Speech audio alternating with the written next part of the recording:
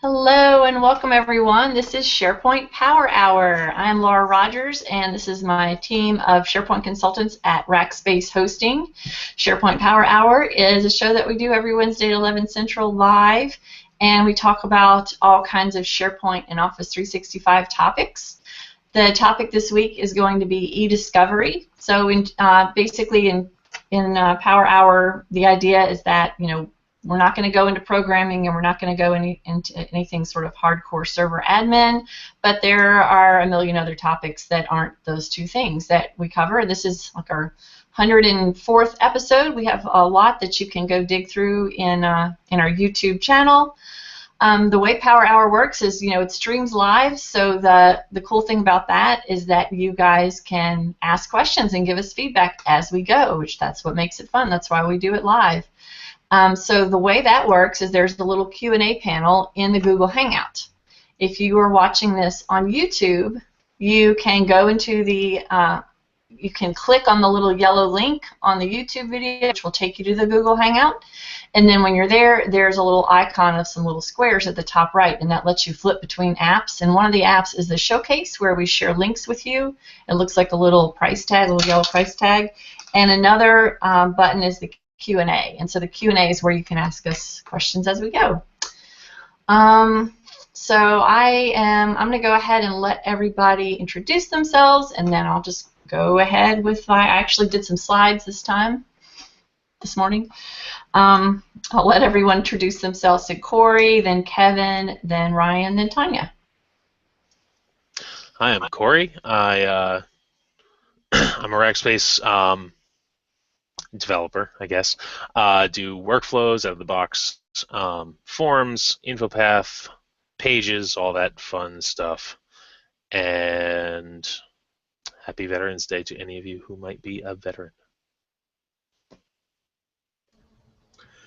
And good morning. My name is Kevin Hughes. I'm the SharePoint architect here on Laura's team, and I interface with our clients to figure out what they need in SharePoint and then come up with some way to deliver that and work with the rest of our team to be able to deliver it.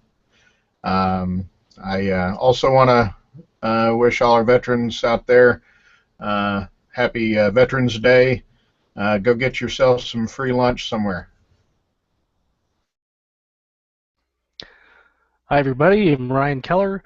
I am based out of northern Colorado area where it is rather cold and snowy today. I'm the branding guy on the SharePoint team here at Rackspace, so I make SharePoint look the way that our clients want it to look. And that's about all I do, day in and day out. Happy Veterans Day to everybody, and with that I will turn it over to Tanya. Hi everyone, I'm Tanya Kaiser, and I'm based out of our headquarters in San Antonio, Texas. I'm the SharePoint Program Manager for our internal SharePoint environment, so a lot of the same stuff that we talk about on Power Hour I get to do with my customers. They just happen to be fellow Rackers. All right, thanks everybody. So, eDiscovery. As I'm getting started, I'm just going to go ahead and ask for you guys in the chat window to give some feedback to see if you guys have used it or not, and just kind of any ideas about what you've used it for, just so we can immediately start getting some feedback. But the thing about eDiscovery is that when you look at the name of it, it doesn't necessarily look like, well, that's not for me because that's for compliance people or that's legal stuff, so what do I care about eDiscovery? But it's got a lot of really neat functionality in there with being able to search for things and drill down and being able to, it's just got a lot of just cool things you need to know exist. One really useful one that I'll talk about is the ability to quickly export a bunch of stuff out of a library or something into a file share. So I'll go ahead and share my screen and put up my slide deck, and let me see. I'll go ahead and change my resolution before I do that too. I always do that at the last minute, don't I? All right, 1280 by 720. And go. Because that's going to be the best way for people to be able to see it later in YouTube. All right. Got a few slides here. You guys see? No, I'm not sharing my screen yet. Hold on a second. Saw the little webcam light was still on, so that was my clue. There we go. All right, so I'll just click the present to everyone so that all the little faces at the bottom go away. So you guys can do whatever you need to do, like scratch your heads or pick your noses. No one can see you. All right, eDiscovery for SharePoint and Office 365. There are actually some differences, and I've got my VM running with my on-premises SharePoint here with an eDiscovery Center, and I've also got my Office 365 site pulled up with some eDiscovery in there. Now, there is a whole bunch to this topic, which is going to be a lot more than we'll be able to cover in an hour, but hopefully we'll at least get you introduced to some concepts and get you kind of, clicking around and discovering more for yourself. No pun intended. Okay, what about me? All right, so we're going to talk about eDiscovery, just introduction, what are cases, data loss prevention queries, and just some differences in things that they've added in Office 365. They are adding stuff in Office 365 around this like all the time. They even, I think they changed the verbiage and kind of changed what they call eDiscovery. I think I saw a blog post about it a month or two ago to make it sound like a more friendly name, like discover, discover data or search stuff, or I don't know. It's something that's more, less looks like a compliance thing, because that's what it is. It's a really powerful way to do a search. So here's some info about it. Sounds like it's just compliance, but it's so much more. It's got eDiscovery is a site collection template you can create. I don't believe it is a sub-site template. I believe it has to be created as a site collection.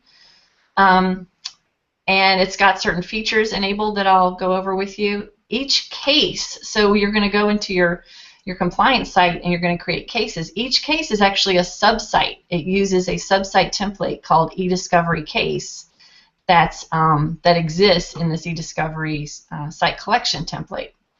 You're going to have two major sections in there: identify and hold, and then search and export. And we'll go into all this, and probably most of this is going to be a demo. So in the eDiscovery site collection template, I just noticed that a few of these are a few of the site collection features that I noticed that were enabled automatically that are probably related, like the disposition approval workflow, document sets, library and folder-based retention, reporting, and site policy. And then, so a little bit of information about this identify and hold thing. And then I'll just go flip over and to my site after I go over these bullet points right here. So you can specify sources. And if you have, on your on-premises, if you have Exchange and SharePoint and integrated, and you can go ahead and pick Exchange mailboxes and or SharePoint sites to create a something where you want to search through. So a good example, I guess, in the real world of why you'd want to do eDiscovery and why you'd want to search through mailboxes is I actually used to work for a company that went through a big accounting scandal. And I was an Exchange admin, and we had to go do searches through. We had all the data. We had a bunch of PST files. This was a long time ago. We had a bunch of PST files, and what we were doing was opening each PST file in Outlook and doing a search in Outlook. And it was a lot of files. It was very tedious. And then we finally got like an archiving product that let us search them better. Like you just kind of dump all the files into it, and it lets you do broader searches. But it was a pain, and because we had to find all this stuff in people's mailboxes, mostly mailboxes. I don't think it was really SharePoint at that point, but we had to find stuff for legal related to the accounting scandal using certain keywords. So that's a good thing that you could use for in real life. You guys let me know, again, in the chat window if you have things that you have used it for. You can enter a date range. You can even enter an author. So the author/sender is going to be like the person that's editing adding and editing the file in SharePoint. Or if it's email, it's going to be the sender name. And then the domain is only for Exchange. You have to enter a domain name. And then you also have just free-form text. Like you could type in, I don't know, if the people that were doing the scandal, it was, communications with a certain company or about a certain company, you could type that company name in here or something like that. In-place hold is interesting. So you can actually, if you have a SharePoint site or a mailbox, you can enable in-place hold, which means that it puts the whole, it like freezes the whole set of information. I think, Kevin, you know more about this stuff than I do. It like freezes it. I did one of these just as a test before I started the Power Hour, just to kind of see what it does to test that out. But you can put that location on hold from within your eDiscovery case. I'll go ahead and. If I can add, it also is going to allow you, if you're using records management, to be able to search for not only an author, a date range, or domain, but you can also look for a particular user that is mentioned in a document, a list, library, whatever, that is in a document center especially, but also in email or link, if those are also in your environment. And will allow you to take a look at anything referencing that particular employee's name and place that on hold no matter where it exists. Cool. In the case of, say, a legal hold, for a lawsuit or something. And what that'll also allow is not only put it on hold, but it also allow say an auditor or a litigator to come in and print off a report or get a report on screen of all of those items and then export them into a file, so at a simplest term, so that they can take that for presenting as evidence or review. It's best when used for that, but it's extremely powerful. Awesome. Okay. That's a great example. Oh, and Rachel says this training couldn't have come sooner. We have a client entering litigation. Now I need to figure out this tool so we can supply the data to our client. Perfect. Yeah, you and I can figure it out together, Rachel. All right, so you can put things on hold. I'll go ahead and go to my site here, and I'm going to go, let's see, share my, ooh, I think that is zoomed in too far. All right, so what I did was I created a site collection using the eDiscovery template. I noticed that I had created a site collection using this template in Office 365. Could have been a year ago, a few months ago. It's this other one, and I noticed a difference. So they've changed this template in Office 365. See, it's got cases and site contents over here, and then the new one I use, look at this, it's got cases, data loss prevention queries, and so they've added this. So if you've got one in your environment in Office 365, you might want to go ahead and create a new one now because it's different. Now, I'm not sure if it's changed in on-premises. I haven't done any service packs on my VM, frankly, lately. So I'm not sure if they pushed out any changes. I know that SharePoint 2016, I've actually got a 2016 server running. There is all this stuff, data loss prevention, eDiscovery, all this exists. And there are a couple of new templates that exist in 2016. I'm not going to get into that today because I don't think it's dramatically different from what we're going to go over in Office 365. Here, this is in my on-prem site. Let me get that, zoom back out. So I go back up to the home page. So this looks pretty much the same. When you create a case, like I said, it creates it as a sub-site. So I've created a couple already here, and it's just basically describes the whole thing to you as to what it is and what it does. And when you click create a new case, it creates a new sub-site. So I'll go ahead and go over to, this is my Office 365 one. Actually, I'm going to go do a new case over in my on-prem, and we'll look at some differences in a minute. All right, so test case to, oops, to, see, it's a subsite, you can tell, and it's only got the one template you can pick from. And, sure, okay. I've never seen this template exist in any other type of site collection, so I'm not sure if that's part of any particular type of feature.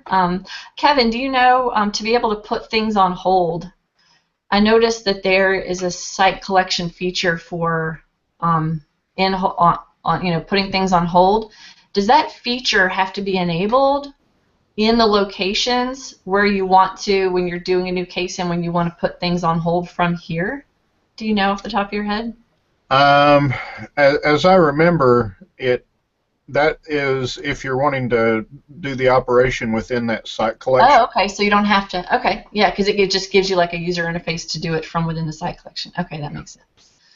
All right, so here's the identify and hold part that I had in my slide. So I'll go ahead and show you what it looks like, to show you what this part does. So when I go to create a new item, it's so all this is basically it's search. So I'm going to give it a name, and I'm just going to say, let's see, I'm just going to call it test. Add and manage sources. All right, so here's where you can do your mailboxes and locations. I tried to put down to a specific document library in here, and it wouldn't let me do that. It actually made me put a SharePoint site. It also says if you have any file shares that are indexed by search, that is huge, right? So I don't think this is even possible in Office 365 to index file shares. But if you go to your search center in on-prem and you create a new content source, you can index, point it to a file share. That's a pretty complex setup to do that, but that's always, whenever I teach my SharePoint Power User class, that's always a surprise to people to know that you can actually index file shares. So if you want this to reach all the way out to SharePoint, mailboxes, file shares, freaking everything, to go find whatever that keyword is you're looking for, that's possible. Yeah, Laura, one thing to point out with indexing file shares, the biggest issue most people run into with the file shares is the permissions in those shares are usually completely wonky. That's a technical term, by the way. And so before doing that, you really want to do a permissions review for those NTFS permissions, because SharePoint may not be able to access anything. Giving SharePoint access may violate your internal security policy, but also if the security is out of whack, you may expose information out of file shares through SharePoint that you would not normally through being able to just access the file shares.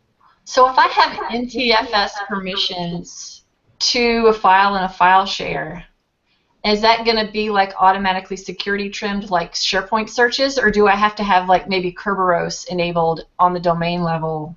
No, SharePoint is smart enough to recognize the NTFS permissions if the share is configured properly. Essentially, the file share permissions have to include the ability for all users to access that share, and then the SharePoint search index account has to be given full control over all the file shares. So if there's broken inheritance anywhere, then everything, things break. If there's, specific, security on a file folder 3 levels deep, then that indexing account also has to be given full control over that, because that's the only permission level in NTFS will allow them to reference the permissions properly. Very interesting. So yeah, I can see that in file shares there's broken permissions all over the place, just in general usually. So that's probably that's why most of my clients, say, well, that's a great idea, but that's a lot of work. Yes, that is true. All right, good to know though. All right, so I went ahead and added the root of my Contoso, my main site collection here. Rachel says, is there a mailbox address we can enter in source for all employees, or do you have to list each one separately? Ooh, That's a good question. Let me see. I'm going to click that. See, I don't have the thing about this VM is I don't have any mail set up. So I'm going to go ahead and do that when I go over to Office 365 in a minute and see, unless Kevin knows off the top of his head. I'm sorry, I wasn't listening. What are you doing? Instead of entering a bunch of individual mailboxes, can you just say all mailboxes? You don't have to answer right now. You can think about it, or I'll go test it out in Office 365 too. Yeah, it's that again depends on the Exchange permissions, and your Exchange server has to be configured to allow a bunch of things for this to work for all users. It's picky. Okay, good to know. Okay, so I picked a source here, my main SharePoint, and it tells me just by default how many items are in it, and I haven't put any filters in here yet. So I'll just do 2014 to like date range in there. I can say, me. I can put my name, just like a little people picker here. Of course, this is my own VM, so I'm pretty much the one that's done all the content here. I've got a little fake test user for Ryan, though, so he might have a few. His little fake user might have actually done some things, 10 things. So look at that. So I'm basically looking for anything that Ryan has done anywhere in this whole site collection. And actually, so I can go enable in-place hold right now from here, and that would apply to these 10 items.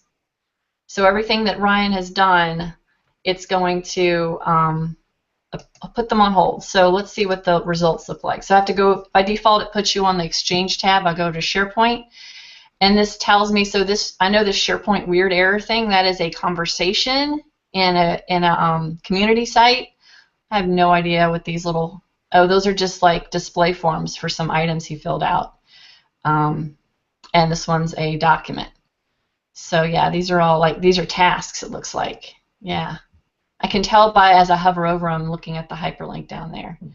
So it's some tasks, a conversation, a couple of files. So that's what it's in there that Ryan has been doing. So I can go ahead and put them on hold now. I can preview the results. And so the whole point of this eDiscovery set is to be able to, it looks like, find the set of information, quickly look at what it is in the little preview results, and I can save it for later and go back and look at it again later, or I can go ahead and just put all that stuff on hold. So it shows that I've created one, but it's not on hold. Let's go over to Office 365, and I'll go to my cases, and again, subsites. And we'll look at this one that I just created today. And we'll notice that I did mark one as putting it on hold, and it says it's processing. I'm not sure why it takes so long to process that, but what I did was I went to, it's this HR site one.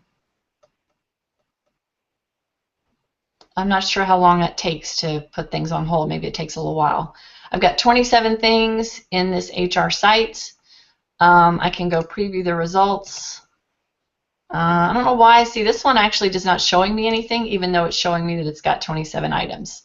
So, for example, here, this is the site that I put on hold, this HR site, and this is a specific library. I'm going to go ahead and just refresh this. No. Silly SharePoint. This is my little fast track site, by the way. It's a little test site. Okay, so what is something being on hold? What does that even mean? What does that do, Kevin? It puts a little certain icon on it, right?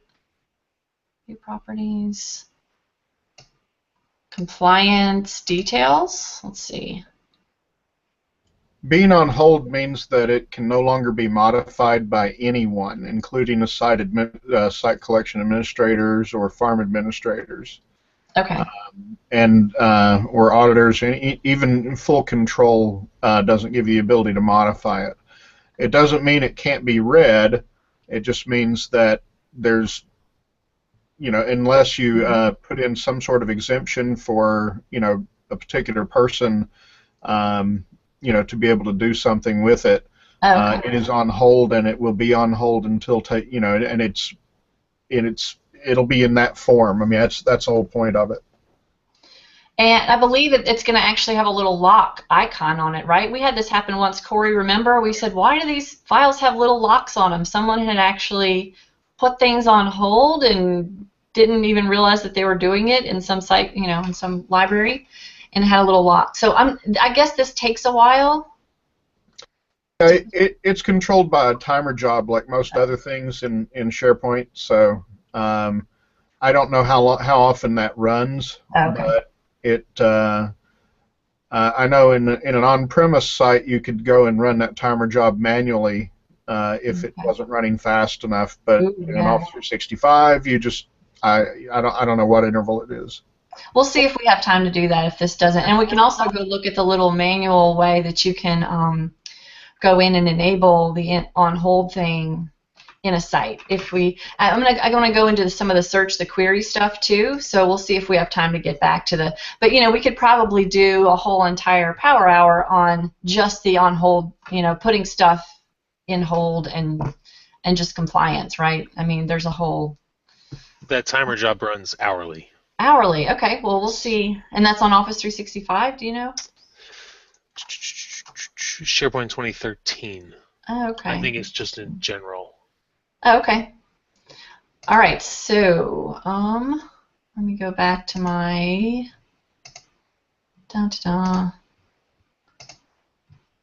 Okay, this is the one in Office 365 that I was showing you. So I picked the HR site, 27 items, and I basically clicked Enable and Place Hold and click Save.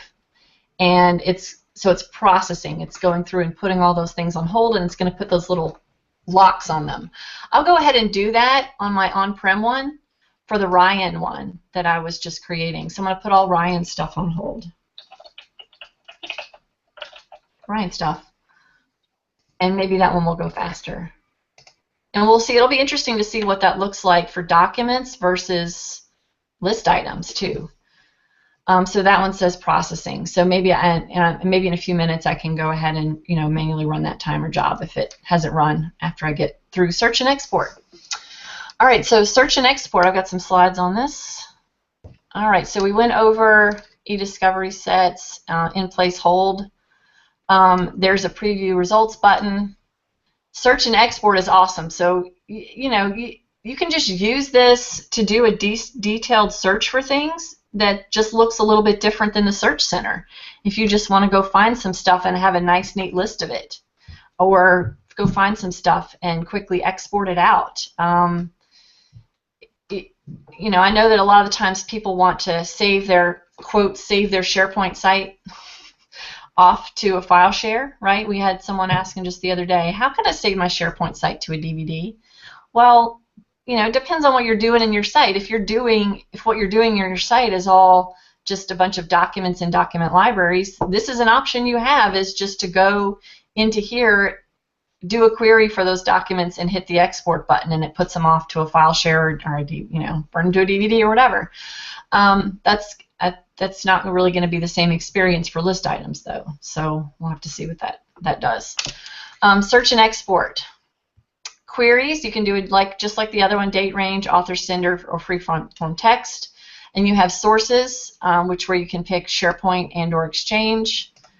And for Exchange, you have a lot of different message type checkboxes. So you can select which kinds you want. You can select multiple ones, email, tasks, meetings, etc. All the different types of items you can have in Exchange.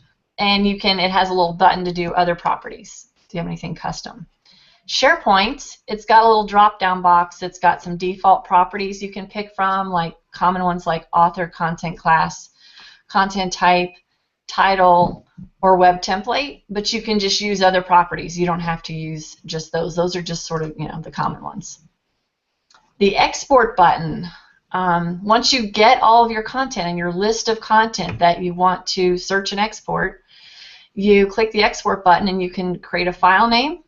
And it even has some cool checkboxes. So you can remove duplicate Exchange content. I guess this means that if that one message is in someone's sent items box and it's in another person's inbox, but it's the exact same message, that's the kind of thing that you're removing those duplicates. You're not going to get a bunch of the same message. Well, it's also for those those times when companies have or users have a habit of doing reply all, and so you see 6,000 emails of the exact same thing in 6,000 email boxes. So it'll only archive the one instead of 6,000 of them. That's perfect. Yeah. You can include versions for SharePoint documents, and I actually did this right before we started today, and I'll show you what that looks like. It's pretty cool. And you can include items that are encrypted, basically files that are encrypted or files that SharePoint can't recognize what kind of file type it is. And then you have two buttons. You can download the results, just the actual files, and you can also click a button to download a report of your results, which is a list, like a CSV file. And I'll show you all that too that I already did. It actually runs a program called the Discovery Download Manager, and it gives you a little prompt to go to browse to a location on your computer to save the file to. Let me see. That might be my. And see, here's what the versions. I selected the checkbox to download versions, and look at this. So it's got the current version for me with just the normal file name, but then it's also got, it shows me the different versions of each file. So they're all just separate files in my export. Pretty awesome, right? So that's a lot different than, another way that you could grab a bunch of files out of a library would be to go just hit the sync button and synchronize that document library down to your hard drive, and then you'd have a copy of everything. But this is different because you can actually have a copy of all the versions of all that stuff and have that, off on a hard drive. But of course, it's not synchronized. So that's kind of what the difference would be between doing those two things. Tanya, do you think that this sounds like something that people in our company would be useful internally, being able to search and export stuff like that?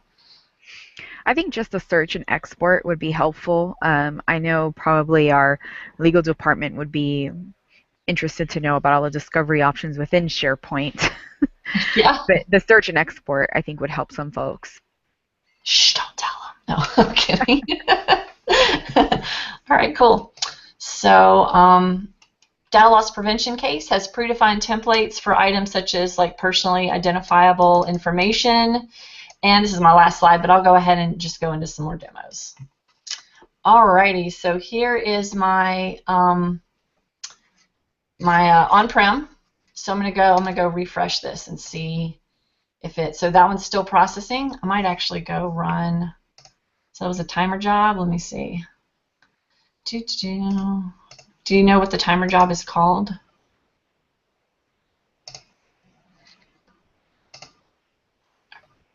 Okay. Hold on. Oh, okay. I'm just pulling up Central Admin, so I might go manually find that one Central Admin. It takes a minute to pull up. All right, I'm going to go do a new query. I'm actually going to do the same one, and I'm going to export Ryan's stuff.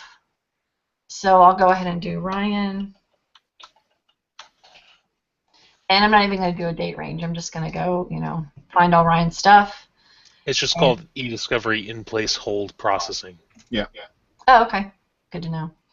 All right, so here is all Ryan's stuff right here. And look at this. This is just like a refiner panel in search. So I can narrow it down to file extension. I can specify a property here. I can, if I want to do a property that's not in this drop-down box, that's where I would go here. And I put this search syntax and tips link here. I actually put that in our little showcase links in the Google Hangout, because that gives you your full search syntax. So that means that if your little property you want to search isn't in the in the little drop down, that's just something you can use in your query. So like author equals something, or department equals something, or just whatever property you happen to have. That's where you would use that search syntax, and that's the same thing that you could use like when you use the content search web part. You know how when you use the content search web part, it's got a little pretty user interface that lets you create your query in the little advanced mode thing? Well, you could actually use that interface for more advanced queries, and then take a little test tab in there and take that syntax, that raw syntax that it spits out, and just paste it in here. And that would give you a very specific query and a nice user interface to be able to create it. So we've also got some advanced query options here. This is showing me what the raw, filter looks like in here with author : Katosa/Ryan. And so this is the full SharePoint query, basically. It's basically everything that's in this path created, that, whenever. So, all right. So let's go export that. Yeah, so include versions. Sure, include items that are encrypted or have an unrecognized format. Fine. And okay. All right, I'm just going to download the results. I did a download report for the other one that I did, so I'll just show you what that looks like. So it launches this application called Discovery Download Manager. And then it prompts me to where I want to save that. So I'll just save it to my desktop. And it's actually going to create a folder called Ryan on my desktop. Poor Ryan, you're in trouble. You're in big trouble. This is all leading up to me getting fired at the end of Power Hour. Okay. I'm going to be interested to see what it does with the things that were not documents, but were just list items, to see what those look like when they get spit out on the other end. Let me go. So what was that timer job? Let's see. Got my VM here. eDiscovery in place hold something or other. Oh, you are so slow. Okay. Oh, thanks. Running scheduled jobs. There we go. eDiscovery. Wow. Did you ever find that thing, Corey, that you were looking for right before we started, by the way? Yeah, it looks like you just have to put the URL for the tenant. Really? Yeah. But it sounds like permissions can be an issue. There's some weird permission things you have to do. Why aren't these in order? Like, what kind of order are these in? Oh, I didn't know this was going to be so simple. Just scroll back up and go to job definitions. Oops, what did I do? Hold on. Oh my gosh. See, this is a learning process for everyone. Job definitions. There we go. That may see. I knew I had seen them all in alphabetical order somewhere. eDiscovery.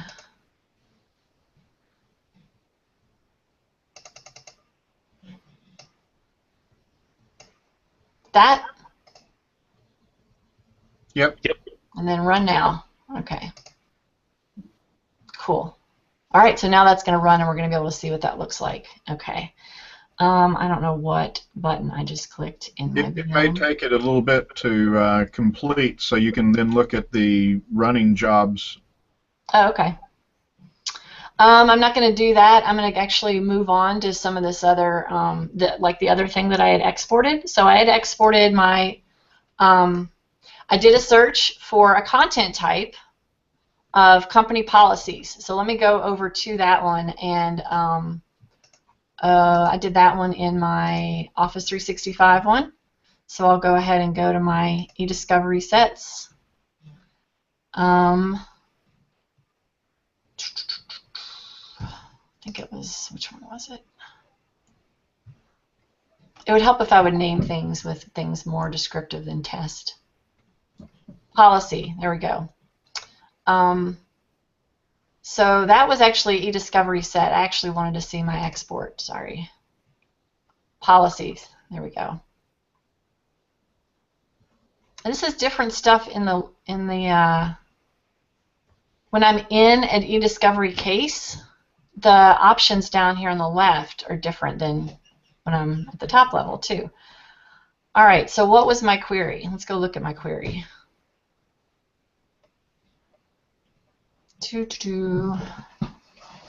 was doing a demo at our user group meeting yesterday in Office 365, and it was so slow. Okay, SharePoint.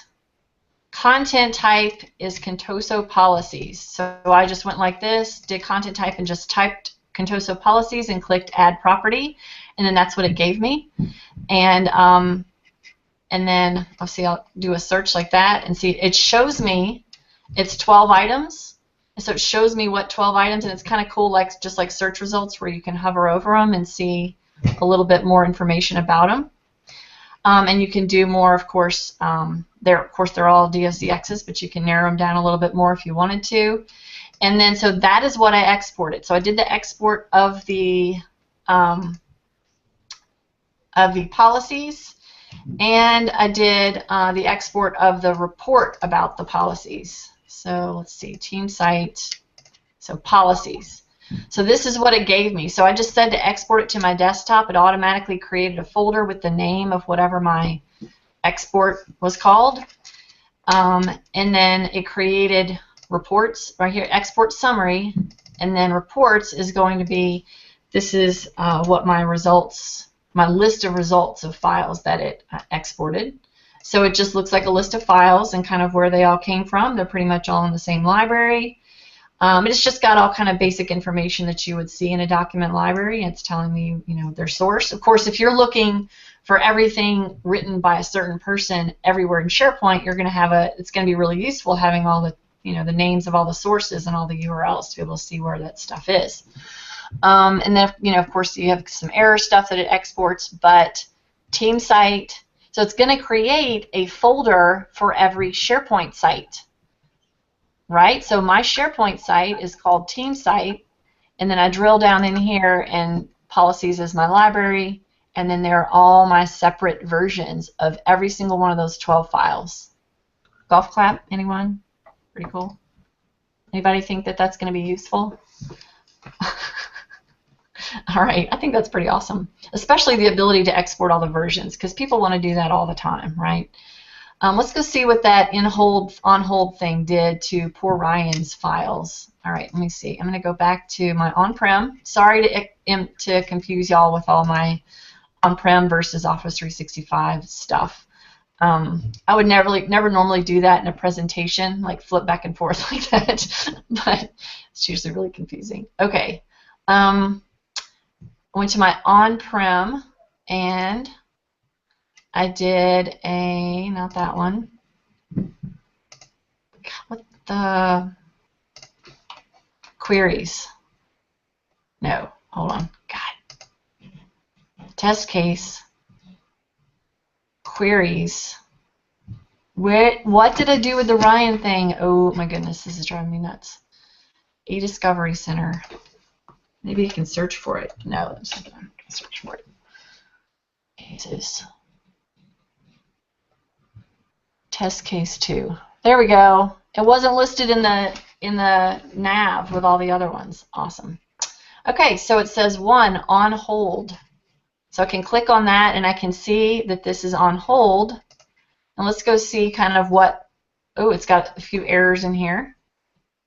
A filtered subset of content is now on hold. So let's go see like Ryan's stuff to see kind of what, you know, what that ended up doing. Like, you know, let's go find one of those files and go see.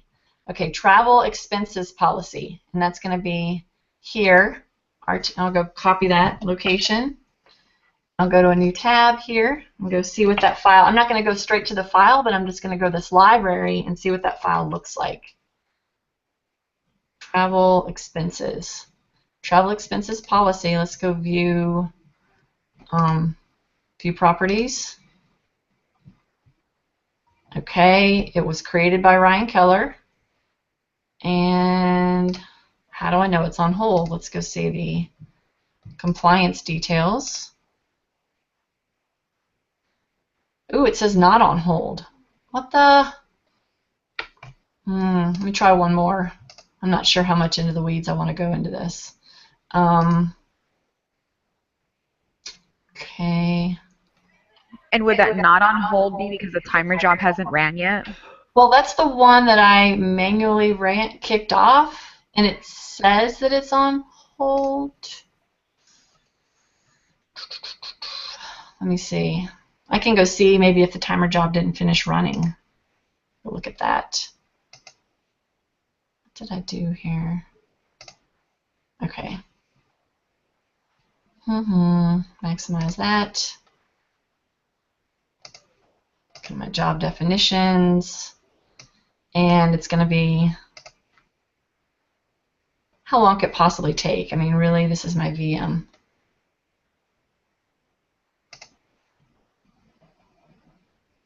It doesn't have anything running. How annoying. Okay, so I can go to the actual job itself and go look at the little, you know, it'll have me a little information about when it last ran and all that. Last run time. Okay, so it ran and it finished. I'm not sure how much troubleshooting I want to do on this. I'll go look at one more file here. So like this link help file. I'll go find that. It's supposed to be on hold. Ryan, you're in big trouble. Okay. Yeah, see, it's supposed to have a little icon on it that looks like a little lock. It's supposed to say on hold. So I don't know if something is, again, this is my VM, so I don't know if something is broken on there. I also put some on hold in Office 365, but you know, who knows if that's run yet. So let me show you one other thing here, though, in this, that's a site, I believe it's a site collection feature. These are site features. Let me double check. Yeah. It's going to be a site collection feature called the on hold stuff, in place records management. And I'm going to activate that at the site collection level. And then I'm going to go back to this library and go see, you know, library settings, record declaration settings. Use a site collection default setting. Do not allow manual declaration of records. And I can say allow the manual declaration of records in this library if I want to. And then I can even say if people put them in this library, automatically declare them as records. So I went ahead and enabled the automatic, and then I broke the whole library. That's awesome. Yeah, I enabled it and then broke the whole library. Okay. I just like basically busted my whole VM just now. I'm going to go back to Office 365. That's the good thing about Office 365. I'm going to go refresh this. And go. Now I did, again, I turned this on shortly before we started, probably like, I don't know, half an hour ago, but I don't know if the timer job runs every hour in on-prem or if it's got a different, you know, if it's got a different schedule. So again, they're going to show with little locks next to them, I promise. Okay, now another thing I wanted to show you guys is going to be, let me go make sure I'm on my on-prem site. I'll go back to my home of my eDiscovery site. Now I clicked on data loss prevention queries like this, and then nothing came up. It just took me back to the home page. So apparently the link that they put in this template doesn't work. Then this is a brand new site collection. But then I went to site contents, and look at this. I found a special library in here called data loss prevention queries. So then I went ahead and created one just to see what that is. So let's see what that is. So this gives you the ability to do all these cool, very specific queries having to do with PCI data, you know, see personal identifiable data, and it describes everything: credit card numbers, social security numbers, bank account numbers, taxpayer identification numbers, and then it's got PCI data security standard. Those are credit card numbers. UK and US financial data. I mean, it has got all kinds of stuff with, you know, confidentiality laws and everything. So you can create one of these like I did, and I just called it sensitive info. And so this is just a more specific query, but the interface is mostly the same. See? All it does is it puts all this information, like the actual syntax, into the query for you. And then it, you know, then you can just put some dates or whatever you want to do. I don't have any sensitive information apparently of this type in my environment, which is good, right? So this is something that you could do where you could create this and then go look at it every now and then, or go just kind of open this up and do a search once a month and see if anything comes up. Is that kind of what people would do? Anybody know? And then here there's a list. I'll share that with y'all too. And I actually put the list in the chat window too. Where did it go? It's not that one. It is. So I put this one in the chat window too. I mean, in the little showcase. But I put that's the eDiscovery search syntax. DLP sensitive information types. Here we go. Right here. All right. This will tell you all the whatever 80 different sensitive information types that you can pick from for putting that syntax into your search. So isn't that cool? So this is search query syntax basically that it gives you, that you can go use it for programming, or you can use it. See, it's got all these keywords in here that it uses, and it tells you what that pattern entails. Cool.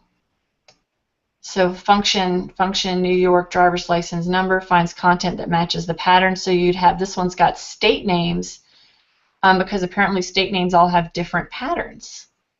Very interesting.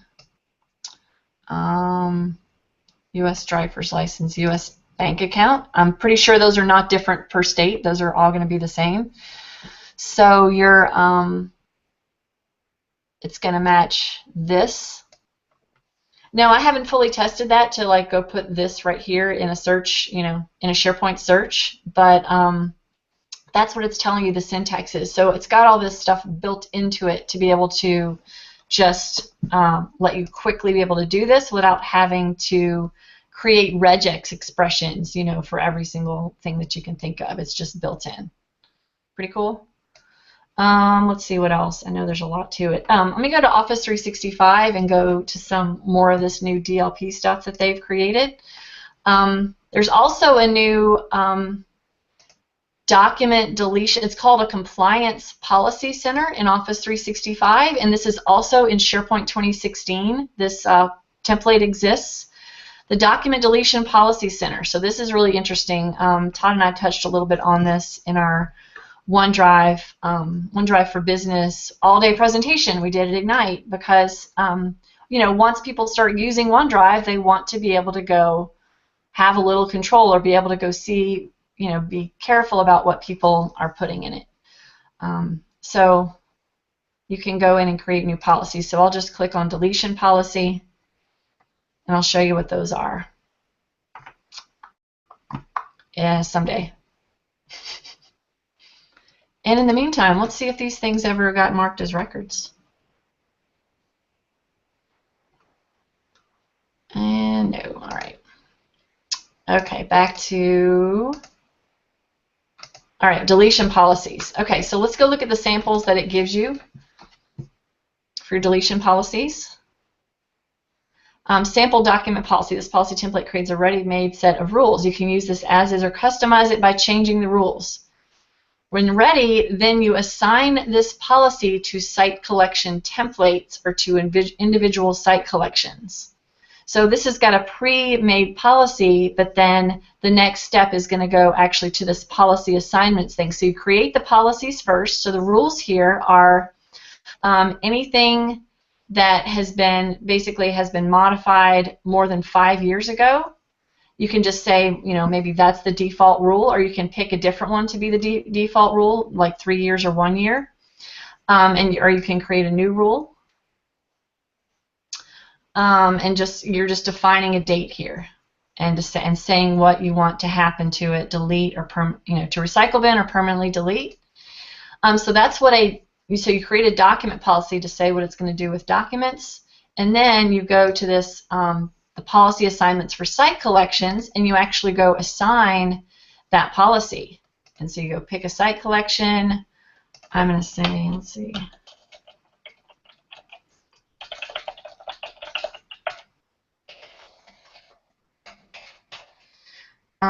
Slash.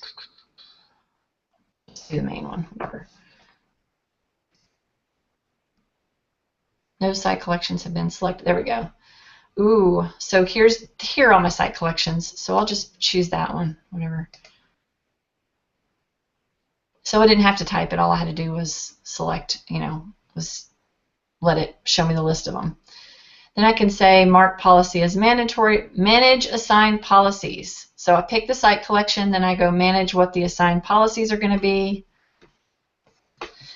And then I'm going to say use the sample document policy.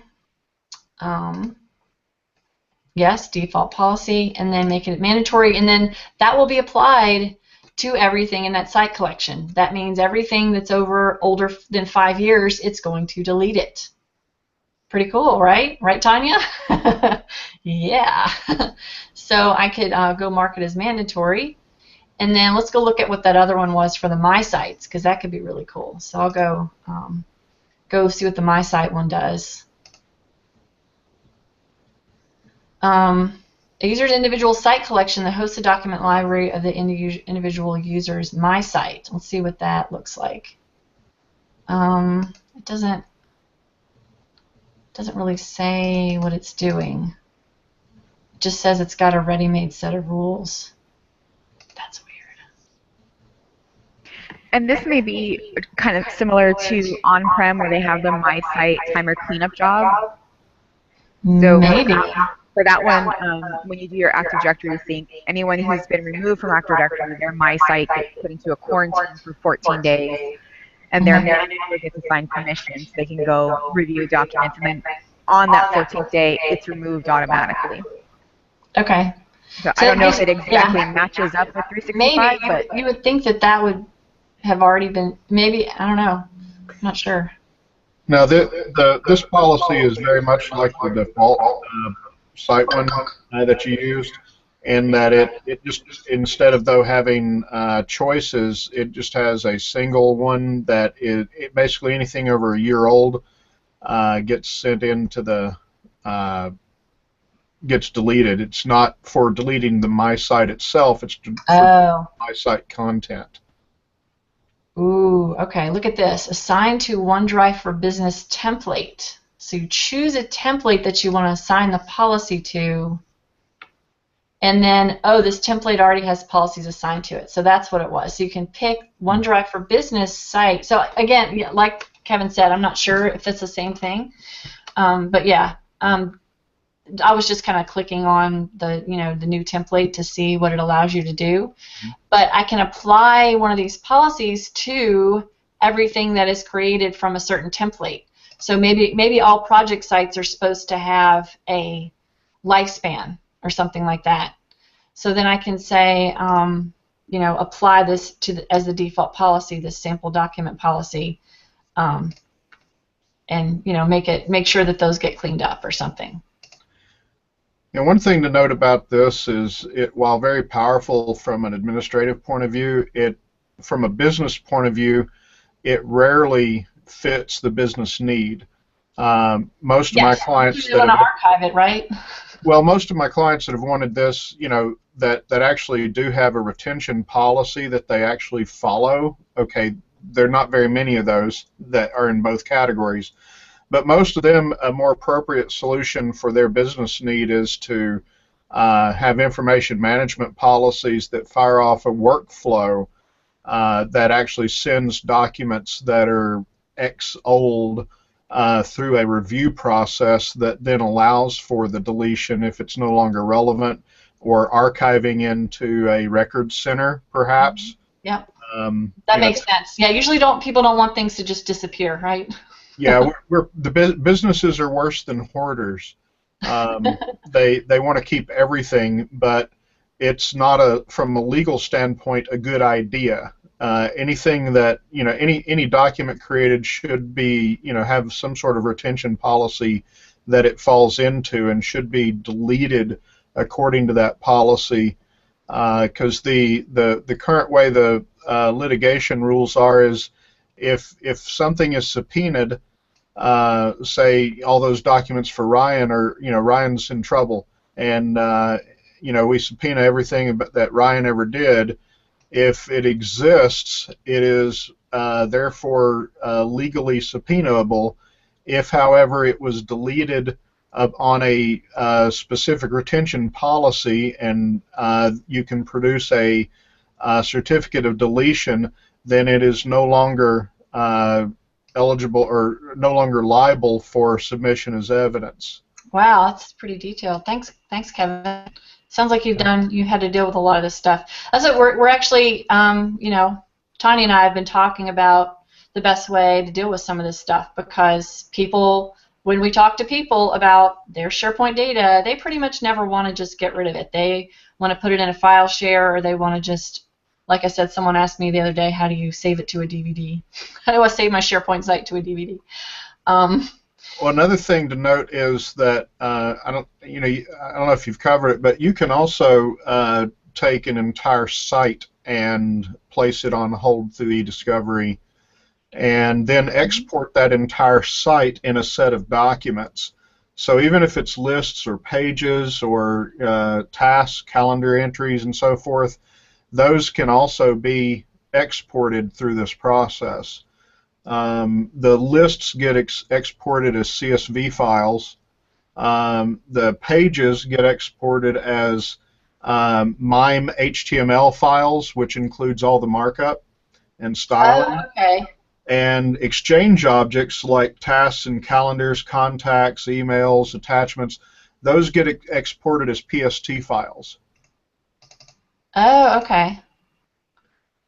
Interesting. So remember we're actually over time, but remember I exported all of Ryan's data. Here it is on my screen, and it says HR site, and then events and lists, and then registrations, and then it actually puts that SharePoint list as a CSV file. And I was wondering what it would do with a SharePoint list. That's pretty. See, there's Ryan's name. There's the thing. That's pretty cool, huh, Tanya? I mean, there are a lot of people pay a lot of money for third-party products that do that in a nice, pretty way, but this is a good, just sort of raw, kind of ugly way to get the same thing done, right? If you don't have money for a third-party product. And you can see all the different columns that it pulls in. Those are columns that you may not necessarily see in SharePoint, depending on your view, but they are there, and it looks like they're being exported to that list. Yeah. Yeah. One thing to note about those third-party products is that SharePoint, in and of itself, although it does have the ability to do records management and all this eDiscovery, it's great for general-purpose litigation, but it is not compliant with most governmental retention regulations. Like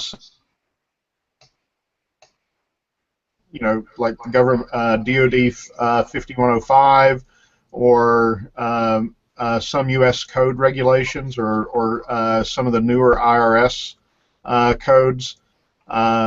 You'll have to use a third-party product to be able to comply with those regulatory requirements. Oh, that makes sense. Good to know. Cool. Well, I love the fact that you can export all this stuff, like it takes all your lists and your libraries, like you said, and puts them off in a file share, and that way you don't have to necessarily be able to do PowerShell to go export the thing and be able to have it on a web server to be able to look at it later, like you've just got files in a file share from that point on, and then you can, if you need to delete your site if it's old, you can just delete it. All right. Well, we got to go. That's the end of our time, so thanks everybody for coming, and I hope you enjoyed learning just a little bit about eDiscovery, as much as Kevin knew a lot more about it than I did, but we worked through it. So y'all go try it out. All right, over and out.